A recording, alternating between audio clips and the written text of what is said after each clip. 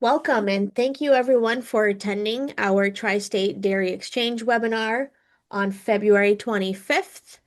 So for today, and for the focus and theme of this year, we are focusing on advancing dairy systems through technology.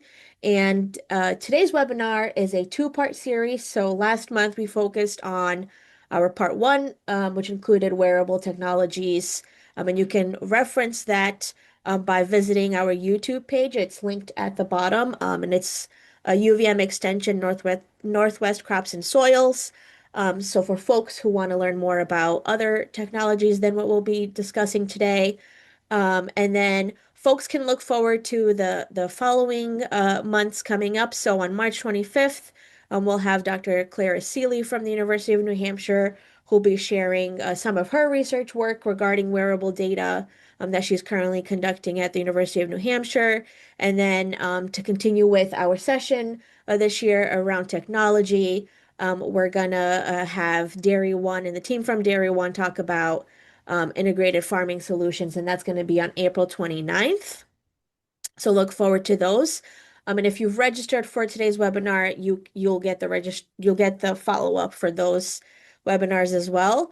But just a few things to go over. So as part of the Tri-State Dairy Extension team, our goal is to advance dairy management and address shared industry challenges across northern New England. So it's a collaborative effort between Maine, New Hampshire, and Vermont. The folks on our team include myself in Maine, Dr. Sarah Allen in New Hampshire, and then Whitney Hull, Amber Machia, and Kelsey Bram over in Vermont. We also just want to highlight some of the upcoming events that we have here in March and upcoming in April. So starting off in New Hampshire, for folks, you can expect a session on selling meat, poultry, and dairy on Monday, March 2nd. March 24th will be the New Hampshire Dairy Management Conference, and I believe that's being hosted in West Lebanon, New Hampshire. On April 2nd, there'll be a session on nutritional impacts on carcass performance and meat quality. And if you access that website, that's where you can register and learn more about the events happening in New Hampshire. In Maine, we release new episodes of the Maine Farmcast every Wednesday, so folks can tune in to those. And then additionally, the Maine Dairy Seminar is on March 18th and is going to be held in Augusta, Maine. And the featured speaker this year is going to be Abby Prince from CoBank, and she'll be talking about navigating industry trends in 2026. And now I'm going to toss the ball over to Shannon, who's going to share about the events happening in Vermont. Thanks, Glenda. Yeah, we have a couple of cool events coming up in March. First, we have Dairy Sustainability Day. I'm just putting that information in the chat so you can click on the link. That one will be on March 5th in Middlebury, Vermont. And you'll be joined by the UVM Ag Business team, as well as our Northwest Crops and Soils team and the Champlain Valley Crops and Soils team to cover a wide variety of topics related to dairy herd genetic selection for sustainable production and precision ag and lots of other things. And then on Friday, March 6th, we'll be having our 2026 Vermont Organic Dairy Producers Conference, and that will be down in Randolph, Vermont. There we'll be having lots of farmer panels, which will be fun. So we'll have lots of interactive discussions, and we'll have a research roundup for updates on local and regional research that our team has been doing and other teams around the Northeast have been doing. So yeah, I just put that information in the chat as well, so you can click the link to register. Awesome. Thank you, Shannon. And so every month we share a featured resource that might be applicable to you as a listener. This month I'm sharing the Dairy Download podcast. It's hosted by Phil Plord and Kathleen Wolfley. And if you've heard this podcast before, it talks a lot about market-related things, as well as where the industry is related to the global scale market, which I find really interesting. And so it talks a lot about policy and trends that can shape potential dairy markets. But I'm excited to welcome our presentation for today. So as I mentioned, we're talking about this is the part two in our on-farm wearable technologies. And we were hoping to have both speakers today, but we weren't able to have both speakers. So we'll introduce Tara Bohnert from USA CowManager, who's going to talk to us about CowManager and its application on farm. So I'm really excited to introduce Tara, and I'm gonna just toss the ball to you. I'm gonna stop sharing my screen, and Tara, welcome and thank you for presenting to our listeners today. Hey, great. Awesome. I always enjoy the opportunity to talk to fellow dairy farmers or enthusiasts of dairy farming for sure. So I'm excited to show you guys a little bit about CowManager. Can you guys see my screen okay? Not yet. Not yet. Okay. Hold on. Let me try it again. It's doing something. Oh, I There think we I go. There. Are we up now? Yes.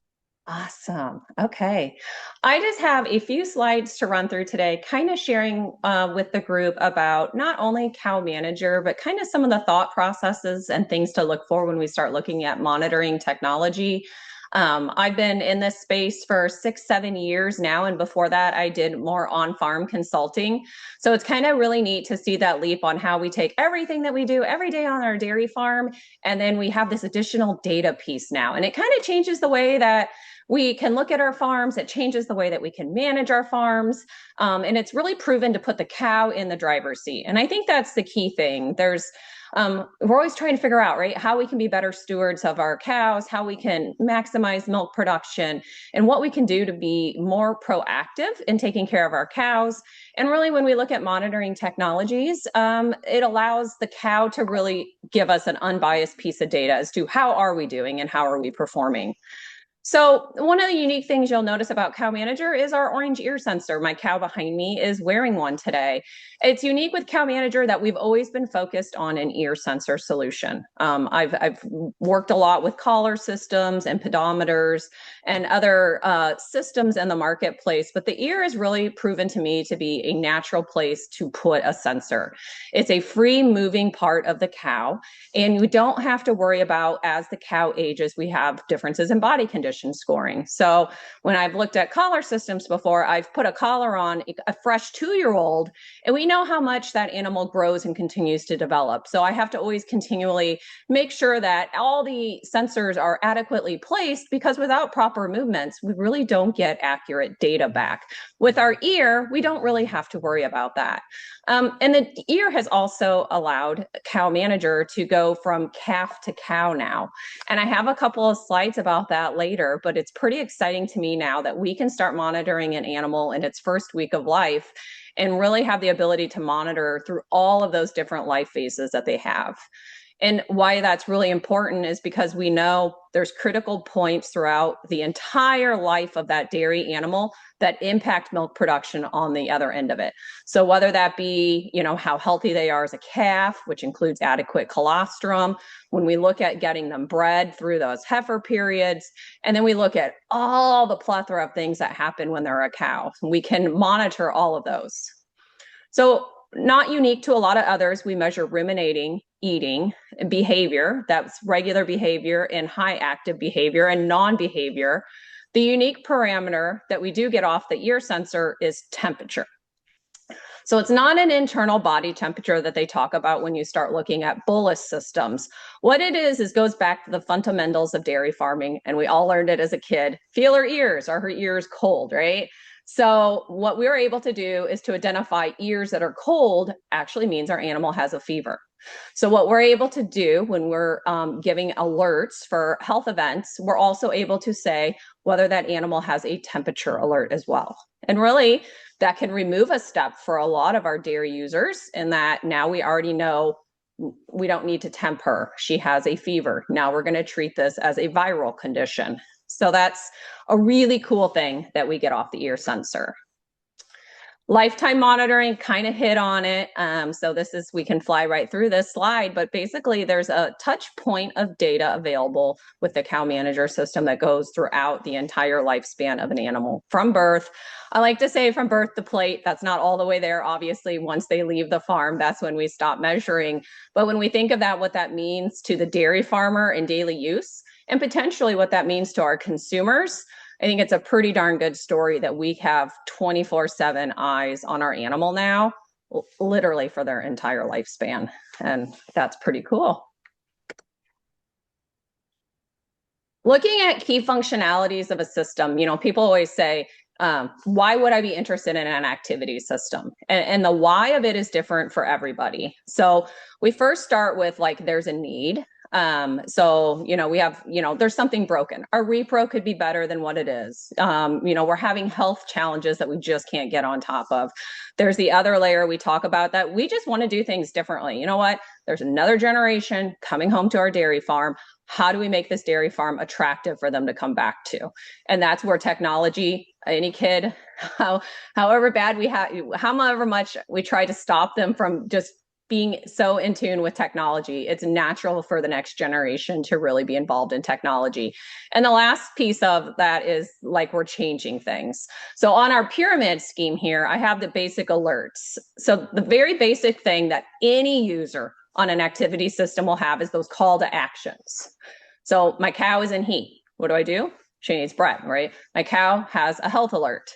What do? We go out and we see what the abnormal behavior is and if it's one that needs some treatment or proactiveness. So a lot of these are call to actions. Group low feed intake. Oh, okay, our cows don't have adequate feed. We need to go do something about that. Every user basically has those call to actions, and some users are really satisfied with monitoring just for the basics. But where the ROIs really start to pivot is when we start to take that data to the next level.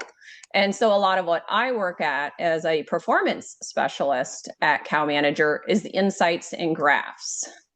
So what we learn is that there's things happening in the dry period that we are precursors to what happens in the fresh period. So now we can be proactive in how we manage our fresh cows. We can enroll our fresh cows in a different protocol because we already know the likelihood of them having an incident, whether that be metritis, ketosis, or something, is already there. The precursors are there. And we're also able to look at other things like how we manage feed intake, how we manage our feed program, how we look at different parities on the farm, right? How are our older cows transitioning compared to how are our younger cows transitioning? I spend a lot of time looking at that. So all of these group level insights really start saying, first, we're going to look at individual cows. And then the second tier, we're going to look at groups of cows and how we manage groups. And then the upper one is insights, analytics, KPIs. Some of that's saying, do I introduce a tool where I don't have to lock up cows anymore? If I was going to build a brand new barn today, how would I build that barn differently with data? I can even look at the sweet spot of overcrowding. You can look at even different pens within dairies seem to have a different tolerance level of overcrowding before you get to that point where you do lose milk production from it. So those are just some of the functionalities. And we can just really briefly show you a few of those graphs that go with those insights. Starting with fertility, right? All the monitoring systems do fertility. CowManager is no exception to that.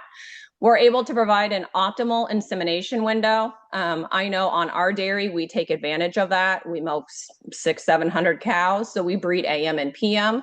So we do go back out in the afternoon and catch some of those cows in a more optimal window. We use a lot of sorted semen, so there's some benefits to being able to divide that up versus we're guessing when our animals come in heat otherwise. This really allows us to fine tune and make some gains on our reproductive programs. It's also really great because it tells us cows that aren't ovulating. So obviously, if you're a dairy who chooses to go less prescriptive on creating pregnancies, there's a real opportunity to do that. But it also allows you to have eyes on the cows to identify the ones that do need some prescriptive help. So that's kind of the really neat part of our fertility insights. Health, obviously, the name of the game is to intervene before the cow has all of those physical symptoms that require prescriptive treatments and require milk withdrawal. So I always kind of say every area I go back to is how do we avoid milk withdrawals, right? Because as farmers, we're all paid off of our milk check. And also, how can we be more proactive to keep cows with maximum peak milk production? Very different than other industries of agriculture, right? Like when we look at a milk curve, if we mess up at the beginning and we don't get that peak milk production, we have to wait another year for that opportunity again. Those losses can't ever be recaptured during that lactation. So health has actually turned into probably the most beneficial piece of an activity system, is having those eyes on animals to be alerted early. But the key to that is to find a system in place with yourself or anyone else that's working with your cows onto how we're going to check our animal and how are we going to intervene. And that's a really cool part where we collaborate a lot with the team on the dairy, whether that be nutritionists or veterinarians or anyone. And then it's really neat to watch recovery because every farm reacts differently to different treatment protocols. It allows you to pivot a little bit quicker in your treatments and really fine tune what works for your herd of cows when it comes to treatments. So that's a little bit on the health. Obviously, we just mentioned early detection is the best way to prevent losses. And you can see in the graph that I have there all the different colors. You can zoom in and out of those and look at those in a very big picture way. Like you can look at the last 6 months, even the last year of how your herd is performing. But you can also go down to looking at it on an hourly basis. And you can see that cows are creatures of habit. And you can see when that habit has a variance in what's normal for sure. Like you can see cows eat at a certain time, cows are laying down at a certain time. It's really, really neat if you want to go to that level on your dairy. I know like so my kids love doing that for their cows, but on the big picture end of it, not everybody on our farm's doing that, but it's really, really neat to see things like that. We move on to transition. I mentioned that in the beginning. We at CowManager have a very unique transition cow alert. That is different than a health alert. So it's really identifying cows who are abnormal compared to their peers and their behavior during the dry period. So you can see that shaded area is the standard deviation of where a cow should be. For example, that health alert looks like it's about 27 days before calving. We're able to identify cows who behave differently than what we would expect their peers to behave. And that's really those precursors that we're looking at that we follow from the dry period all the way through the fresh period. So we have a different viewpoint of eyes on animals during that time period. We also are able to look at rations and close-up rations, and we're able to look at, startups. It's very important to us to see how quickly cows rebound in their rumination values pre and post calving. So that's what the blue line is. Some of this, when you look at these group things, aren't something you're going to look at every day, but definitely really cool, like once a week or so to have a little checkpoint as to where the cows are. Because we really want to see when cows freshen that the rumination starts to increase and their inactivity really starts to decrease. So those are some of the things that we're looking at. Feed intake alerts, definitely. We like to see consistency in when feed delivery is. That's really cool. If you have somebody else that's mixing feed or you're off the farm for the day and you're kind of entrusting that service with somebody else, you're able to really monitor that from absolutely anywhere. So you can monitor, was feed delivered when you weren't there, when it was supposed to be. It's a great way to really look at monitoring through feed changes, ration changes on the dairy and different things like that. So I really, really like looking at feed intakes quite a lot. And then heat stress, obviously. Heat stress, generally a lot of us know when our cows are in stress, but it will notify us. We see cows' inactivity greatly climbs and the rumination goes down.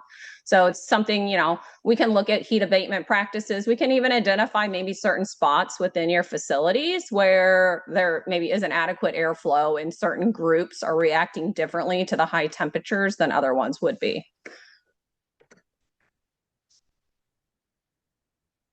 Just briefly touching on calves here when we talk about lifetime milk production.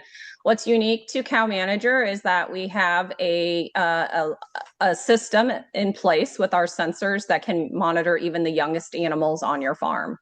And that's really been a unique thing with CowManager. And we can also do calves whether they're suckling on bottles or drinking out of buckets. So we're the only ones that have, to my knowledge, a monitoring system that will also handle calves that aren't suckling.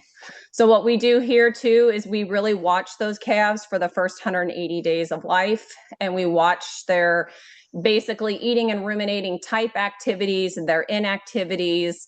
And similar to what we're doing with our transition cows is we're looking at this animal compared to the peers, and we're trying to identify abnormal behavior from what we expect would happen. Calves are a trickier one because obviously they develop every single day, right? We expect them to be more active every day. We expect their eating and ruminations to continually change. So we're really watching a lot of this. And with this data too, we can really look at rumination value. To me is really neat to look at around the weaning period, to look at the effects of extended milk feeding. There is so much on this calf side of it that we still have to keep learning what it means. But it's really, really been a great resource for calves to look at rumen development. And on the flip side of it, we've seen a lot of good success in about finding post-weaning stress. So there's a lot of pneumonias or respiratory issues that have historically kind of flown under the radar when the calf gets weaned. They go to like that group housing environment where they're less intensively watched. And this is really another set of eyes on those calves to alert us when there's one that's maybe falling behind the group. So this is also kind of just a graph of, similar to the cows, we also generate these daily activity patterns on calves as well. And you can see this yellow area, this calf had some abnormalities. Really quick, just to touch on some of our efficiency solutions that accompany our sensoring system. We have different ways to kind of identify and find our cows. So one of them is a sort gate that CowManager has that's unique because we do have an identification source in our ear sensor. That is certainly unique. And our sort gate doesn't require air for movement. It's electromagnetics. So I know in the Northeast, it gets really cold in the winter, so you don't have to worry about those freezing lines that a lot of traditional sort gates will have with them. So I won't touch a lot on it, but there's definitely some very unique design to what the CowManager sort gate looks like. One that has been really fun to work with the last year has been the flashing light. It's amazing how much time it can cut off for me just to turn on a flashing light to identify some cows we're trying to find, especially in those early mornings when a lot of us are out looking for animals when it's still fairly dark outside. In that scenario, even cows that are outside on pastures or in lots are pretty easy to identify. So it's kind of a quicker way to find a group of cows. You can turn any cow on. So even if you're hoof trimming today or you have a vet check for something, you can help identify those cows a little bit quicker. And then we also have our Find My Cow locator, which is another way for us to go out with the device. And basically it'll tell you as it moves from red to green, if you're close or where you're at in proximity to the animal that you're trying to find. And that is what I have for slides today. So I will pass it back. I have my email on here though, if anyone ever wants to reach out, and also our support team for any current customers out there. If they ever have questions or something on the support technical side of it, we have support@cowmanager.com also.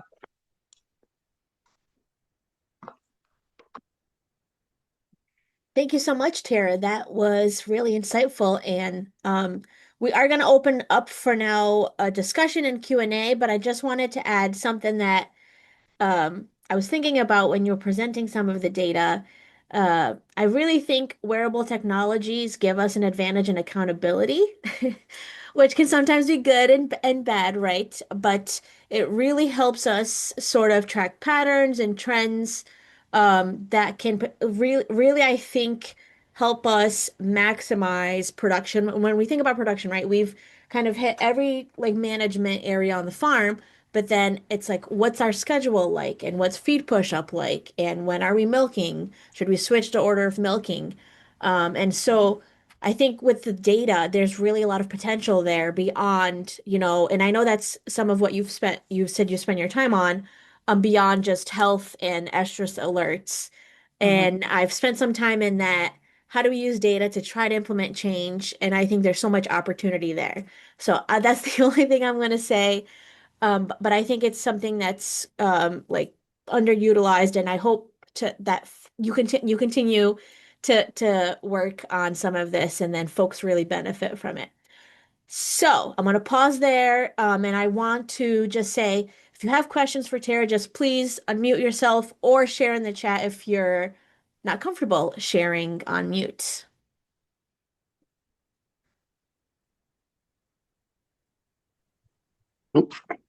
Can you hear me? Yes.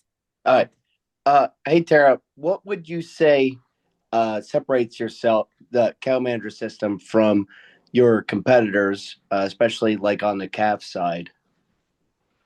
Yeah, as we mentioned, there's not as many players on the calf side of it. So definitely on the calf, because we have the ability to do suckling and bottle animals. Also, our algorithms are designed a bit differently. So on the calf side, that's a big one. We also have a unique ID within the CowManager sensor, which is what allows us to operate the sort gate without a neck sensor system. Most other sensor companies kind of tie sort gates to neck identification because that's where their ID source is. CowManager actually has IDs in the ear sensor, and so that's certainly unique. And from a scalability standpoint, it's, when you start looking at various sizes of dairies, I think ear sensors are naturally easier for everybody to handle when you start scaling dairies too.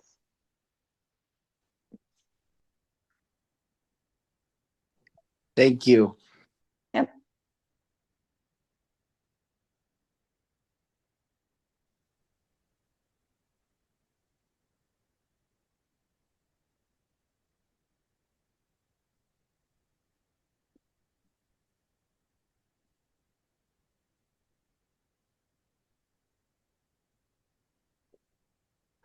So we'll address Stephen, your hand came up.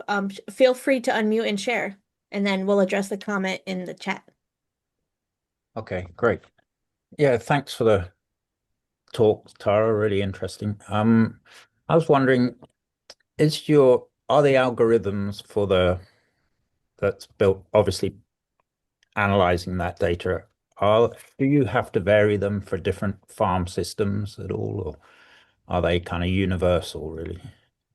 They are universal. Obviously, we have settings that we're able to kind of change different parameters on what dairies want, as far as, a number of days before they come on a health alert or different things like that, because we know different dairies kind of have different tolerances of how many animals to present. But no, it's the same.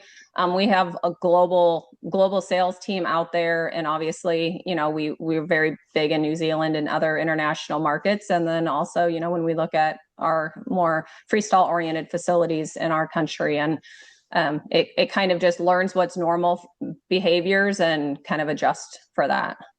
Okay, yeah. Thanks. That's good.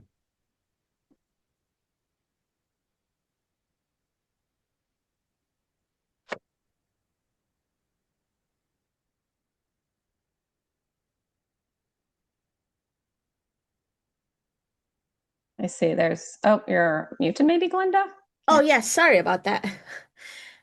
So Bailey had a question, and she's got some background noise conflicting. So she had shared, are we losing valuable sensor data when cows are housed in tie stalls? Yeah, that is a tough one. I don't believe any of the sensor systems are really designed for tie stalls because of obviously the limited movements of it. I do think you probably don't get the full plethora of all of the abnormalities that are out there for it. We do see, particularly our tie stall animals that still have some outdoor time. We're able to really capture everything that we're looking for. I won't say that we don't have tie stall customers that are successfully using the system, but certainly the algorithms weren't specifically designed for animals with such minimal movement. Yeah. I will say one of the farms that I worked with that has CowManager, they still but they do outdoors and tie stall, so the cows have an opportunity to express some of their natural behaviors more activity wise, right? The like estrus piece of it. But they said they still see a lot of value in it for the health piece because it still does a really good job at tracking that. And for them, the couple of cows that they've been able to, um, you know, save because of that health alert and how quick it was, they benefited from it. So, Yeah. And we do have module options. So, if there are dairy producers who, due to facilities or whatnot, are only looking for the fertility, we are one that offers things kind of in a la carte sort of way where you get to pick and choose what information is of value and what you would like to be presented. So that is kind of nice in those cases. yeah.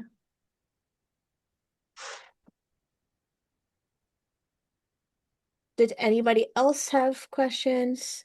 And as we just have some in between time, um, I'm more curious about this calf data. What are you seeing? And can you just remind me? I think the calf ear tag is it the same one? Can you just share and Yep. refresh my memory some about that? Because I just know a ton of folks who are really interested in the calf behavior space right now, especially because, there's so many long-term impacts and it's costly to raise that calf through into a lactation if it has a lot of early life health events. So if you don't mind entertaining my question about that. No, definitely. Yeah. And calves are really valuable now. So I think we've seen really a lot of uptick even in cross calves, custom raisers that are looking at beef calves and the value of them right now. So our new S9 sensor, it looks pretty much the same as the old one, but the new one from about a year and a half ago now is lighter than our previous version. Part of that was intentional so that, it is adequate for the weight of calves' ears. So on that standpoint, we definitely have Holstein clients that are getting them on that first week of life. Jerseys have a little bit less real estate to work with, obviously, with a smaller ear. So some of those do opt to wait a little bit longer. And I see so much in that weaning period that I'm also a big advocate for that. Sometimes on the calves, it's looking at a little bit of a different management change because we don't really want to put a visual ID and a CowManager sensor in a calf ear at the same time. That's the calf ear is so soft. That's just not you do end up with a higher loss rate when you do that. So there's a little bit of management change in that. But I think the number one thing with calves, just like cows, is setting up a protocol and what we're going to do when we do have those alerts. So, going out and diagnosing and understanding that you don't always see all of those visual symptoms, just like on our cows. But what we're finding is, it's so neat for me to look at the rumination and the rumen development on, calves that are extended on milk replacer, which is really good, you think, because you're going to keep them growing and get them going. But really what I've seen is that we're just really delaying rumen development. So what we can achieve on a calf that's, fed well and weaned at 2 months versus just pushing out that milk consumption to 3 months, all we're really doing is kind of holding that calf back. So that's neat. I mean, we're not at a point where we're going to prescribe weaning practices at this point, but I would love to see the day personally where maybe we wean calves based off of rumen development versus size or age or other variables like that. Let's ultimately wean that calf when she's ready to go. And some might be a little earlier and some might be a little bit later. We are far enough into the projects now that they're able to start looking at, first service on heifers to see what the impact is on those sort of things. And I do believe some of the very early adopters may be getting close enough to, let's look at first lactation and let's look at the differences and what that means. Obviously, what we all care about is that first lactation milk. So there's a lot of things coming for this space. Like I say, we've been in it for a little bit of while, but obviously we have to wait for those animals to mature to that point. Yeah.